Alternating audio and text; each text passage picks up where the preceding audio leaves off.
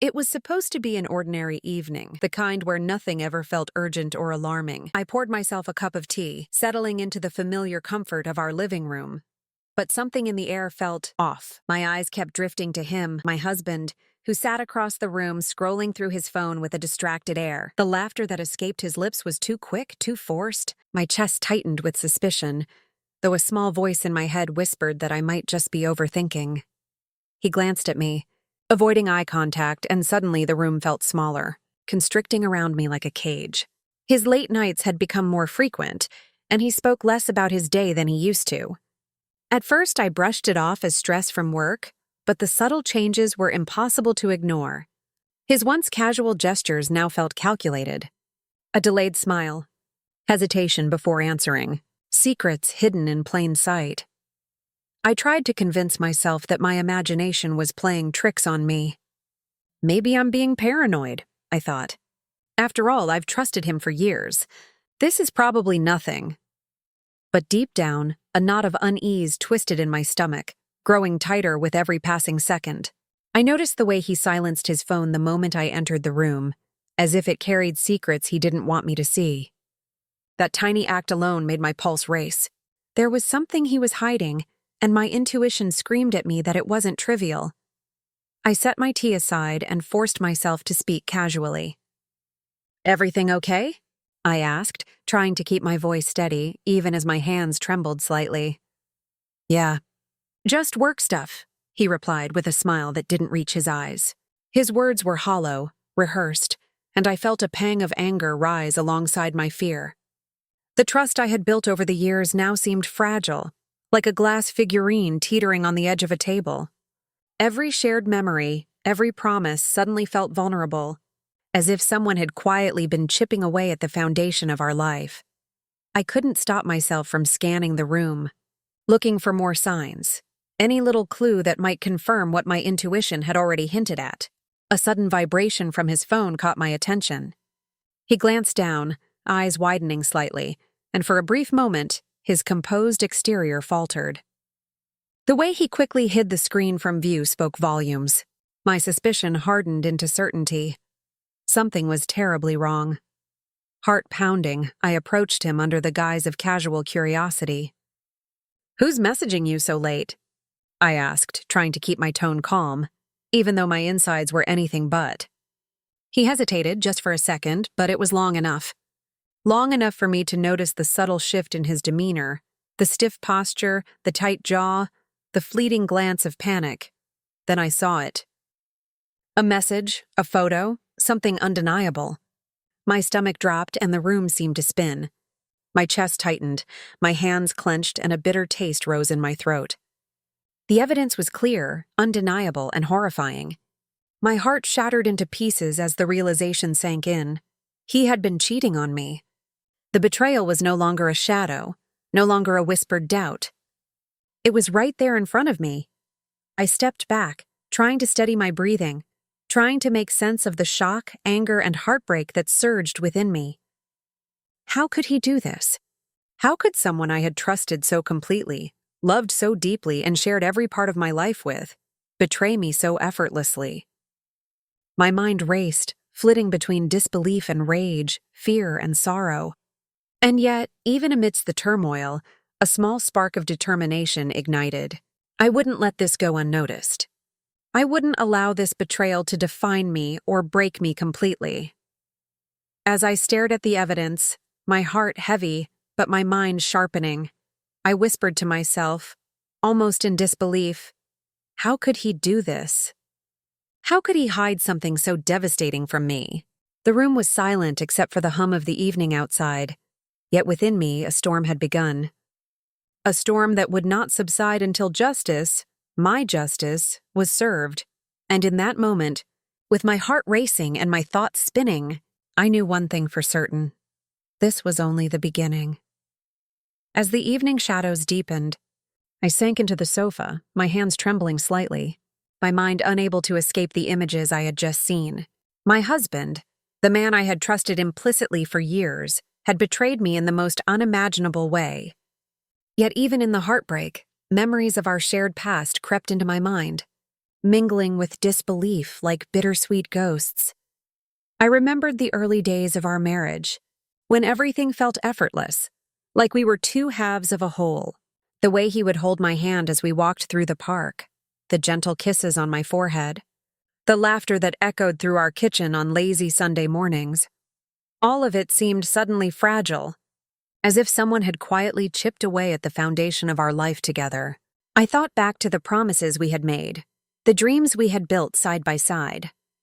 Trust had been our glue, and now that glue had been broken, there had been subtle signs, little moments I had brushed aside, thinking they were harmless or simply stress. The fleeting smirk when he received a certain message, a sudden preference for working late, an uncharacteristic defensiveness over trivial things. At the time, I had told myself I was imagining patterns where there were none. But now, in the harsh light of reality, those small inconsistencies became glaring beacons of betrayal. I realized I had ignored the signs for far too long. My mind wandered further back, to the vacations we had shared, the anniversaries we had celebrated, the late-night talks that had cemented our bond. I could see him smiling, holding me close, whispering words of love and devotion. And yet the truth was undeniable. Those moments had coexisted with deceit. The man who had whispered promises into my ear had also been lying to me behind my back. The extent of his infidelity hit me like a physical blow, sharper than I could have ever imagined. I found myself questioning everything, my judgment, my perception, even my worth. Had I missed other signs? Was I too trusting, too naive? The sorrow swelled in my chest, a heavy, aching weight that made it hard to breathe. Yet, amid the heartbreak, anger began to rise, hot and steady, like molten fire beneath my ribs. I felt violated, yes, but also awakened. This was a call to see clearly, to confront reality, to reclaim control over the life that had been threatened by betrayal. Even as the betrayal settled around me, I sensed something more sinister beneath the surface. This was not merely a moment of weakness on his part, nor a simple lapse of judgment. The deception was calculated, personal, and deliberate. My heart ached with the knowledge that someone I had loved, someone who had been my closest companion, had chosen to shatter the trust between us. And I realized this was not just about infidelity. It was about power, about control, about how easily someone could manipulate the life we had built together. I clenched my fists, fighting the tears that threatened to fall. The pain was intense, raw, yet beneath it a spark of clarity began to grow. I would not allow this betrayal to define me. I would not crumble under the weight of his lies. The realization that his actions were deeply personal only strengthened my resolve. If he thought I would silently endure this, he was gravely mistaken. And then, as if the universe itself demanded action, a thought struck me. This betrayal could not go unanswered. It would be exposed. It would be confronted. And when it was, the consequences would be far beyond what he could imagine. The calm before the storm had ended, and now, with heartbreak and fury entwined, I began to see a path forward, one that would reclaim not only justice but my own sense of self. I understood. Then that the next steps I would take were not just about revenge, they were about reclaiming the life he had tried to undermine. And in that moment, I promised myself, nothing would be the same again. The house was unusually quiet that evening, the kind of silence that makes every creak and whisper echo with suspicion. I had tried to convince myself that I was overreacting, that perhaps my mind was conjuring shadows where there were none. But every instinct, every flicker of unease told me otherwise. My pulse raced as I moved quietly down the hallway, drawn by a strange sense of inevitability. And then I saw it. There he was, my husband, caught in a moment I would never forget. The room was dimly lit, yet everything stood out with alarming clarity. His posture, the way he glanced at me when he thought I wouldn't see, the hurried gestures, each movement screamed betrayal. My heart stopped, then pounded, then sank with a leaden weight. I could barely breathe. The man I had trusted implicitly, loved with every fiber of my being, was lying in plain sight, and I had stumbled upon the undeniable truth. Shock struck first. My mind refused to process what my eyes were seeing. I wanted to scream, to run, to demand answers. Instead, I froze, rooted to the spot, my hands trembling slightly. Anger and disbelief tangled inside me like a storm, each emotion vying for dominance. A million questions spun through my head. How long has this been happening? Who else knows? How could he betray me so completely? He hadn't noticed me yet, and part of me wondered if I should confront him immediately or linger in silent observation, letting the weight of his actions settle upon him. The anger simmered under my skin, coiling tight like a spring ready to snap. I swallowed hard, trying to steady my voice, trying to maintain a sense of control even as betrayal clawed at my chest. Finally, the moment could no longer be contained. I cleared my throat softly and he looked up, startled. For a heartbeat, his confident facade cracked, replaced by a fleeting panic. I held his gaze, my eyes sharp and unwavering, and the silence between us stretched unbearably long. Words hung in the air, heavy with accusation, though neither of us spoke them yet. I thought you were at work, he stammered, trying to mask the truth. I didn't answer immediately. Instead, I let my silence speak volumes. The weight of my stare, the stillness of my presence, pressed down on him like a verdict already passed. My mind raced, not just with hurt but with a dangerous clarity. I could feel the beginnings of a plan forming, a quiet determination to ensure that the betrayal would not go unpunished. "You've been hiding this from me," I finally said, my voice calm but icy, each word deliberate. "And I need to understand why. But first, I need you to see something." I stepped back, letting the tension build. The room felt smaller, suffocating with unspoken truths and the storm of emotions swirling between us. I watched as his composure faltered, the confidence he had worn like armor dissolving into fear and uncertainty. The moment was intoxicating, not because I wanted to revel in his panic, but because for the first time, I felt a sense of control return to me. I knew I couldn't let this moment slip away, couldn't allow him to brush aside the magnitude of what he had done, and as the realization settled in, a seed of resolve took root. This wasn't merely about catching him. It was about showing him the consequences of his actions, about reclaiming the dignity and respect he had tried to steal. I left the room quietly, my heart still racing, my mind already spinning with a plan. He had underestimated me, as he always did. But soon he would learn that every betrayal carries its price, and I was ready to collect. The house was quiet again, but the storm inside me raged louder than ever. I paced the living room, mind spinning with the discovery I had made. The betrayal wasn't just a fleeting mistake. It was deliberate, calculated, and deeply personal. Each memory I had of our life together now carried a bittersweet sting. I could feel the anger bubbling beneath my skin, demanding action. Yet a small voice reminded me to think carefully. I sank onto the sofa, pulling my knees close, and whispered to myself, almost as if voicing the thought aloud would make it real. He thinks he can betray me, and nothing will happen. He thinks I'll just stand by. My heart pounded, but beneath the fury, a spark of cleverness flickered. I wouldn't just confront him. I would teach him a lesson he wouldn't forget, a lesson wrapped in irony, justice, and a touch of poetic satisfaction. I began researching, quietly and meticulously. The small details mattered, the timing, the method, the unpredictability of human behavior. I considered many options, weighing each with the precision of someone plotting a chess game. There was a fine line between justice and overreach, and I had to tread carefully. My mind danced between anger and ethics, morality and retribution. Every plan had potential consequences, some far beyond what I could anticipate. Then, as if guided by intuition, a bold idea struck me. I allowed myself a small, almost wicked smile. It was risky, audacious, and undeniably perfect in its poetic justice. Swap the lube he used with glue. The thought alone made my pulse quicken. He had thought he could manipulate and deceive with impunity. Now the tables would turn, and he would experience the consequences of his actions firsthand. But even as the idea solidified, hesitation crept in. What if something goes wrong? What if it spirals out of control? My mind cataloged every possible scenario, every potential misstep. The line between clever revenge and recklessness was thin, and I had to respect it.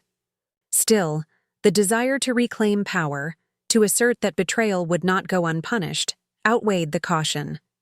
I gathered what I needed: subtle, untraceable, and effective.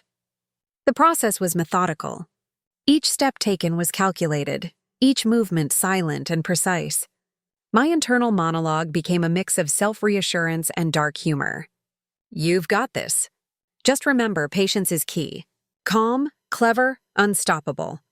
The words were whispered, but they carried the weight of a plan set into motion, a silent promise that nothing would be the same again. Even as I prepared, I reflected on the irony of it all. The man who had once wielded control and secrecy over me would soon experience the powerlessness of being outwitted. Yet amidst the humor and satisfaction, a small part of me acknowledged the gravity. This was more than a trick, it was a turning point. The consequences, though likely contained, could ripple unpredictably. That uncertainty only added to the thrill, the danger, and the satisfaction that justice demanded a hint of risk. I rehearsed in my mind, step by step, imagining his reaction, imagining the chaos, imagining the irony. It was empowering, almost intoxicating, to see the plan unfold in my thoughts before a single move had been made. Yet beneath it all, a thread of morality reminded me to stay in control, to ensure that my actions delivered justice without crossing the line into something darker. Finally, I leaned back, letting out a slow, steadying breath. The plan was clear. The stakes were high, and as the room settled into quiet, the tension coiled tightly around my anticipation. One thing was certain: he would never see this coming. The next day, when the moment arrived, he would discover just how underestimated his wife had been. And I would be ready. The house held its breath that morning, every ordinary sound somehow magnified: the hum of the refrigerator, the distant bark of a neighbor's dog, the soft tick of the kitchen clock. I moved through it like a shadow, every step deliberate, every breath measured. This was not the place for haste. Recklessness would undo everything. I had rehearsed the moment in my head 100 times, balancing rage with restraint, vengeance with caution. Now the plan narrowed into a single silent act. I washed my hands until the water ran clear, and then let them dry slowly, feeling the tremor in my fingers. My palms were damp, not from the water but from the adrenaline that hummed under my skin. I smiled to myself, a small, almost private expression, and whispered the mantra that had kept me focused: calm, precise, in control. The house still wore the ordinary light of a morning untouched by scandal. Outside, the world moved on. Inside, everything had changed. I opened the drawer where he kept his small private items, a mundane, everyday cabinet that now felt like a doorway to consequence. I didn't rummage. I moved with a woman who had measured risk and outcome. I lifted the sealed container, feeling its weight, the familiar plastic giving under my fingers. My heart beat a little faster as I set it down, and then, with a steadiness that surprised me, I did the quiet exchange. No theatrics, no grand gestures, only a soft, efficient motion, practiced until it felt inevitable. For a moment afterward, I stood very still, listening to the silence as if it might betray me. The sound of my own pulse was a drum in my ears. I checked the clock again. Time was both ally and adversary. He would be home soon. The window of anonymity was narrowing. I smoothed my clothing and let the casualness settle over my face like an actor before the curtain rose. To anyone who might glance my way, I was simply a woman making tea, tying a ribbon, breathing as any other would. Inside, a coil of anticipation tightened. I rehearsed the next steps like a script. When he reached for that familiar container tonight, he would not see the swap. He would trust what he had always trusted, the small, ordinary objects that made up our daily life. And in that trust lay the power of my plan. It was not cruelty for cruelty's sake. It was irony. He had taken comfort in secrecy and betrayal. Now he would discover what it felt like to be helpless in the face of the unexpected. Even as I tried to steady my resolve, doubts crept in. What if this goes beyond a lesson? I asked myself. What if someone else is harmed? The questions were sharp and real, slicing through the small vindication that surged beneath my skin. I breathed through them, accepting that whatever came next would be a mirror to his own underestimation of me. The ethics of revenge warred with the righteousness of retribution, but the choice had been made. I would not let anger make me reckless. I would let it make me precise. Minutes lengthened. I made a show of ordinary tasks, watering the plants, straightening magazines, folding a towel, each movement deliberate camouflage. A car door closed outside. My pulse stuttered. Footsteps on the driveway. The house seemed to tilt toward a new axis. The calm before the storm was tangible, a thin film on everything I touched. He entered with his usual casual gait, unaware of the shift in the air. He dropped his keys, shrugged off a coat, called out a perfunctory hello. I smiled, the practiced mask of domestic normality in place. He moved toward the place where he kept his things, reaching for the small container without glancing my way. For a heartbeat, the world narrowed to that single motion, his fingers closing around an item that no longer meant what it once had. I felt something like triumph and something like a small, guilty tremor at the edge of my satisfaction. This was the pivot point. The moment I had imagined would be small and terrible and oddly necessary. The seconds stretched as if decided by a judge. When he turned, when the effect of the night's unsuspected surprise revealed itself, chaos would follow. I swallowed, steadying myself against the tremor in my throat. The house hummed, the clock ticked, and I watched him, counting the breaths between now and then. The plan had been executed with quiet precision. There was no going back. As he reached for the object and uncapped it with a casual flick, I held my breath, and the moment before the storm erupted felt like the longest instant of my life. The evening had settled into the familiar rhythms of our home, yet the air felt taut, as though the walls themselves were holding their breath. I had finished my quiet preparations, stepped back and waited. Every detail of the plan had been considered, every risk measured, and now, as he moved with his habitual ease, reaching for what he thought was mundane, the first ripple of chaos began. The glue did its work silently at first, an invisible agent of irony. His hand froze mid-motion, fingers clenched in confusion, then panic. He tugged, twisted, and wrenched, but the substance had no intention of yielding. It was subtle yet merciless, an unassuming agent of poetic justice. The sight made my chest tighten with a cocktail of triumph and disbelief. Part of me wanted to laugh outright. Another part struggled with the surreal reality of watching him trapped by his own indulgence. A muffled yelp escaped his lips, followed by a frustrated groan. He spun, caught mid-motion, trying to regain composure. The absurdity of the situation would have been comedic under any other circumstances, but here it was, saturated with the raw release of long-held anger. I stood in the doorway, silent, heart hammering, feeling a strange mix of satisfaction and guilt. Help! He finally called, panic edged with indignation.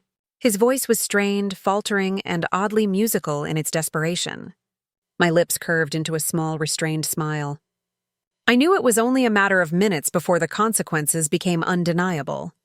And yet the reality of witnessing him powerless was surreal. From the hallway, I could hear the faint shuffle of neighbors or friends who had been summoned by the commotion. Their reactions were subtle but telling. An eyebrow raised, a slight chuckle, a momentary glance of disbelief. Even the world outside seemed to acknowledge the gravity of poetic justice being enacted in real time. I felt the tension release slightly, a pressure valve letting out the built-up frustration of weeks, months, years. His struggles grew louder, a cacophony of flailing limbs and helpless grunts.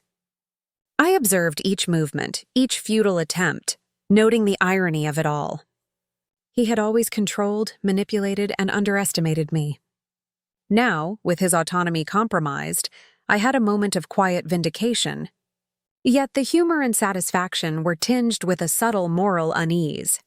I had orchestrated this, yes, but at what cost to decorum, to dignity? The first responders, or rather our friends who had rushed in, arrived. They approached carefully, assessing the situation, exchanging incredulous glances. "Are you serious?" one whispered, barely suppressing laughter. Another offered a hand, only to recoil at the stubborn resistance of the glue. Their presence highlighted the absurdity of the moment while reinforcing the reality. This was no longer just an emotional victory. It had become a public spectacle. As the struggle continued, a minor mishap occurred. A glass tipped over, a lamp wobbled dangerously. I inhaled sharply, tension spiking. Even in triumph, unpredictability could not be ignored.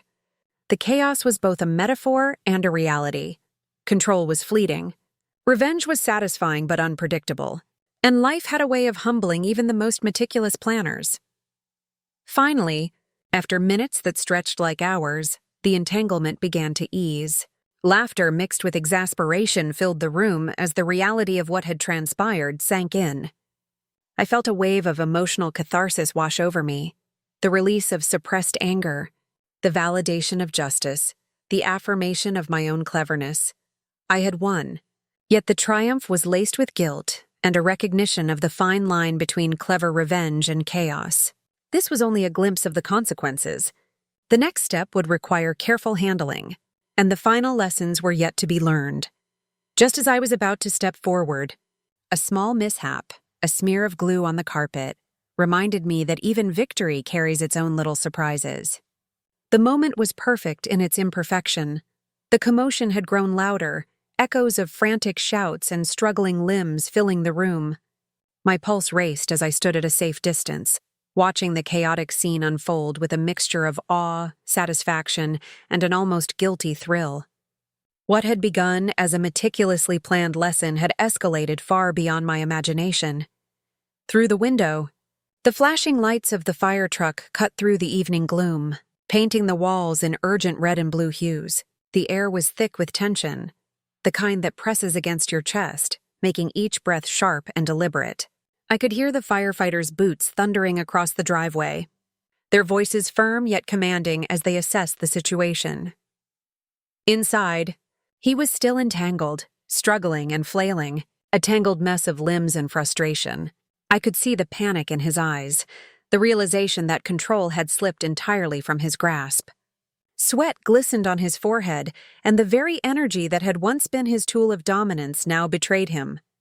There was an almost cinematic quality to it, the slow-motion feel of chaos, the sharp contrast between his former arrogance and his current helplessness. The firefighters moved with practiced precision. Two grabbed his arms, one steadied his legs, and in a coordinated effort, they slowly began to untangle him. The glue's grip made every motion tense and precarious. I held my breath, a silent witness to the meticulous extraction, my heart fluttering with a cocktail of triumph and apprehension. Each pull, each step, was fraught with suspense. I couldn't help but notice the subtle reactions of those around us, neighbors peering through windows, friends trying not to laugh, and my own mixture of satisfaction and guilt weighing heavy in my chest. This was not just about clever revenge anymore. It was about witnessing the consequences of betrayal manifest in full, unpredictable force. The juxtaposition of his helplessness and my earlier fury was almost too potent to contain. "Careful.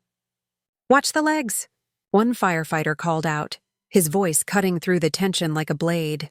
Another murmured instructions under his breath, their coordination seamless, the choreography of rescue practiced yet urgent. And yet, amidst the calculated motions, there was chaos. Objects toppled, chairs scraped the floor, a lamp teetered dangerously. Every small detail heightened the cinematic drama of the moment. I stood frozen, emotions colliding inside me. Part of me reveled in the poetic justice. Part of me felt a twinge of empathy for the man who had underestimated me so profoundly. The triumph was intoxicating, but it was tempered by the awareness that control, once surrendered, comes with consequences that are unpredictable and absolute. Finally, after what seemed like an eternity, the firefighters managed to free him completely. He collapsed onto the floor, panting and disoriented, a tangle of limbs slowly finding composure. The glue had done its work. The lesson had been delivered. And yet, even in victory, a subtle misstep, a wobbling chair, a scattered piece of furniture, reminded me that chaos has its own way of lingering, even after justice is served. I took a step back, letting the adrenaline ebb, and allowed myself a quiet moment of reflection. I had watched him powerless, experienced the ironic justice, and felt the emotional release I had longed for. The room still hummed with tension, but a fragile calm was beginning to settle. As he finally regained his footing, wiping sweat and embarrassment from his face, I couldn't predict what his next move would be. Would he rage, apologize, or plot in secret? The next chapter of this twisted saga had only just begun. The house was quiet now, a stillness that felt almost sacred after the storm of chaos and laughter, panic and triumph. I sank into the armchair by the window, my fingers tracing the familiar fabric as if grounding myself in the present. The adrenaline had faded, leaving in its wake a strange combination of exhaustion and exhilaration. I closed my eyes, allowing the echoes of the evening to settle, and let my mind wander through the lessons buried within the chaos.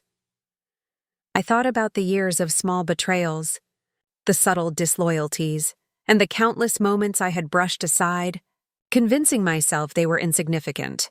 The realization struck with the weight of inevitability. Boundaries I had once thought permanent had been ignored. Trust had been manipulated.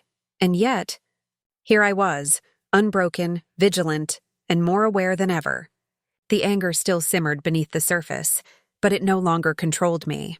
Instead, it became a lens through which I saw my own strength. I recalled the careful planning, the quiet strategizing, and the precise execution of the swap. Each detail had been deliberate, each step a testament to my resolve. But beyond the cleverness, beyond the thrill of poetic justice, I recognized something far more profound. I had reclaimed my agency.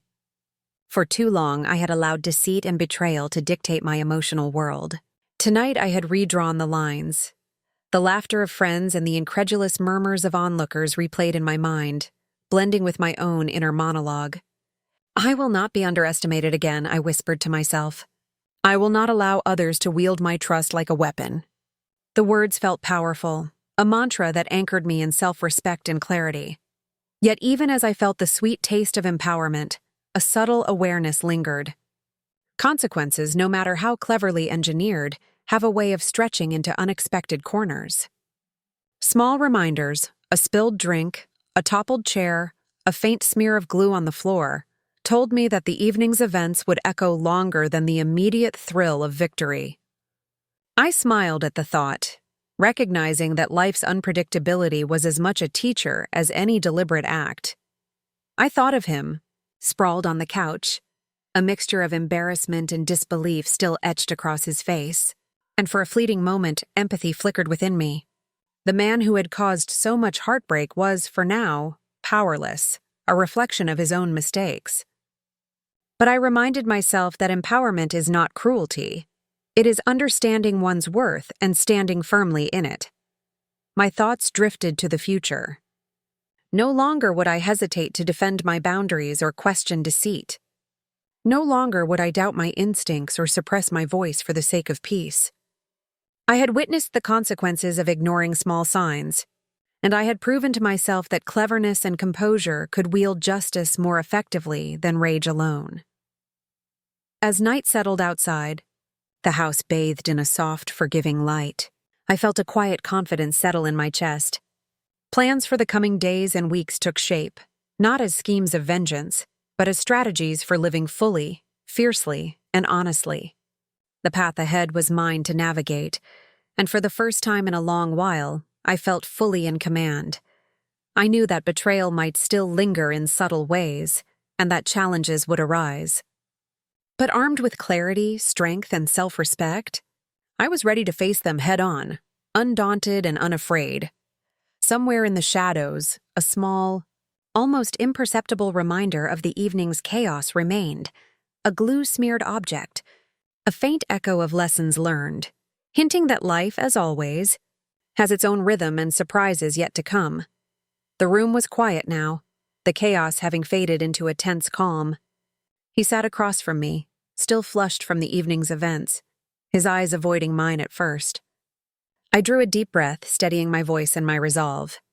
This was no longer about trickery or spectacle. It was about truth, accountability, and the boundaries I had silently fought to protect. "I need you to understand something," I began, my tone measured but firm. "Everything you did, every lie, every betrayal, it matters. And it stops now." My words hung in the air, heavy with the weight of years of suppressed suspicion and heartbreak. He shifted uncomfortably, finally meeting my gaze. I didn't think you'd ever find out like this," he admitted, a mix of regret and defensiveness coating his words. There was a flicker of fear in his eyes, but also a dawning realization of the consequences he had triggered. I leaned forward slightly, not in anger, but in precision. "You underestimated me. You thought I wouldn't notice, wouldn't act, wouldn't stand my ground. But I did. I planned, I executed, and I learned what it truly means to reclaim my strength." The words felt powerful as they left my lips, a declaration of self-respect as much as confrontation. He swallowed hard, the silence stretching between us, punctuated only by the soft hum of the evening outside. I never meant for it to get this far," he said quietly, voice heavy with the realization of his own mistakes. There was no excuse that could undo the surreal chaos of the night. No apology that could erase the sting of betrayal, but there was honesty, and that was a start. "I don't want excuses," I replied softly but unwaveringly. "I want understanding. I want boundaries to be respected, trust to be valued, and the future to be different." Each word was deliberate, each pause filled with the weight of my resolve. He nodded, finally absorbing the magnitude of what had transpired. The emotional release was mutual yet distinct.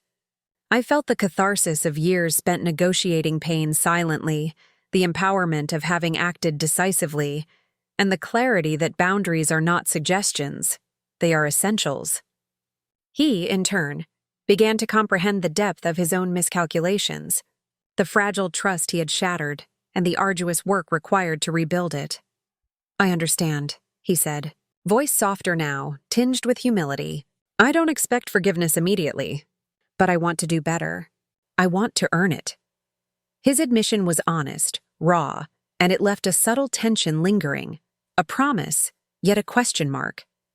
I allowed myself a small, restrained nod.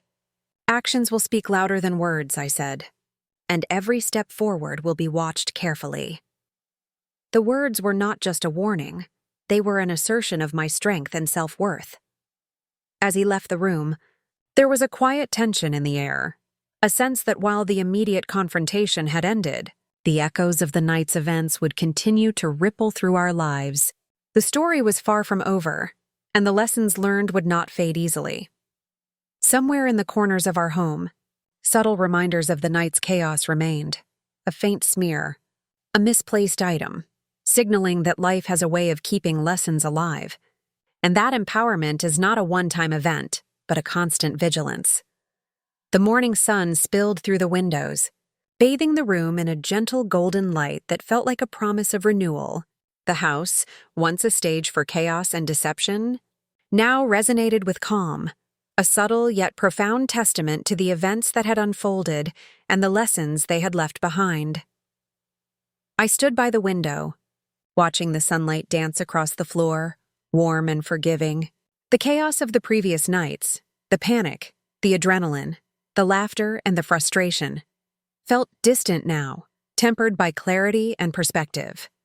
In its place was a quiet confidence, a deep understanding that the choices I had made, though unconventional, had been necessary for my peace and self-respect. My thoughts wandered to him. He was quiet, reflective, and for the first time aware of the boundaries he had crossed and the trust he had broken.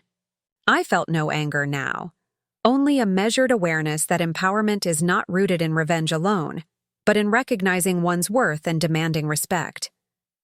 The chaos of the past had been a teacher, The glue, the firefighters, the tension, they were not just antics, but symbols of reclaiming agency. The house felt alive again, but in a softer, more meaningful way. The furniture, the sunlight, even the scattered remnants of last night's upheaval, each carried a story. Every small detail whispered a lesson, that boundaries must be honored, that deceit carries consequences, and that personal strength is forged in moments of adversity. I realized that my life, my choices, and my integrity were non-negotiable. I took a deep breath, feeling the satisfaction of closure settle into my chest. The lessons had been learned, the emotional release complete, and yet the awareness remained that life is never entirely predictable. Challenges may come, but I was ready to face them, with clarity, courage, and unshakable self-respect. As I moved through the house, I noticed subtle signs of the night's events still lingering. A faint smear on a counter, a toppled chair, small reminders that life's lessons do not vanish overnight. But rather than frustration, these details brought a quiet smile. They were symbols of growth, of empowerment, and of a story that would endure in memory long after the chaos had passed. The moral was clear. Self-respect is priceless, trust is sacred, and boundaries must never be underestimated. Betrayal has consequences, but in confronting it with intelligence and courage, one can emerge stronger, wiser, and more resilient than ever before. I felt this truth resonate in every fiber of my being, a powerful reminder of the person I had become. And yet, a subtle awareness lingered.